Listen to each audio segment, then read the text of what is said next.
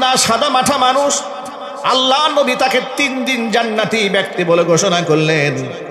এমন কি আমল তার মধ্যে আছে জানার আগ্রহ তৈরি হলো অনেকের।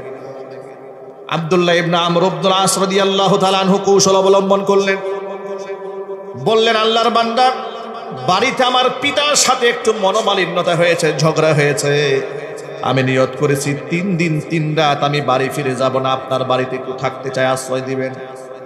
আনসারী সাহাবী বললেন, কোনো অসুবিধা নেই, চলুন আপনি আমার সাথে আমার বাড়িতে। 3 দিন 3 রাত পর্যন্ত অবস্থান করার পর এমন বিশেষ কোনো আমল তিনি দেখতে পেলেন না। এবার তিনি মুখের জড়তা ভেঙে বলেই ফেললেন যে ভাই শোনেন, আসলেই তো আমার বাবার সাথে কোনো ঝগড়াও হয় নাই, বিবাদ হয় নাই, মনোমালিন্য হয় নাই, কিছুই হয় নাই। আমি আপনার মধ্যে একটা আমল দেখতে চেয়েছিলাম। আমাদের আগ্রহ, প্রচন্ড আগ্রহ।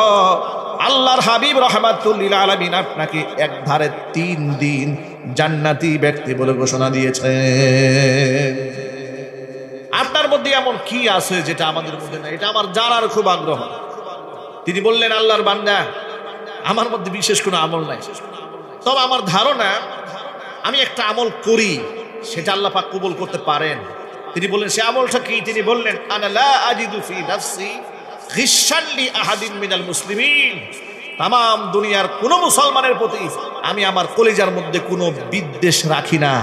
জোরে কোন আল্লাহু আকবার। আমি দুনিয়ার কোন মুসলমানের প্রতি আমার মনের মধ্যে কোনো বিদ্বেষ রাখি না। এমন কি আমার কোনো ভাইকে আল্লাহ এমন কোনো নিয়ামত দিয়েছেন যে নিয়ামত আমাকে আল্লাহ দেন নাই, সেই নিয়ামত নিয়ে আমি তাকে হিংসাও করি না। জোরে বলেন সুবহানাল্লাহ।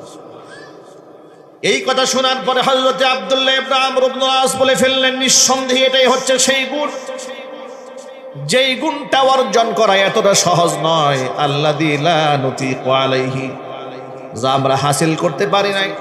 সমস্ত মানুষদের প্রতি সন্তুষ্ট থাকা, মন থেকে সকলকে ক্ষমা করে দেওয়া, কারো প্রতি রাগ এবং গুসা না রাখা, এটা সহজ কোনো আমল নয়, এটা মারাত্মক মস্ত বড় কঠিন আমল।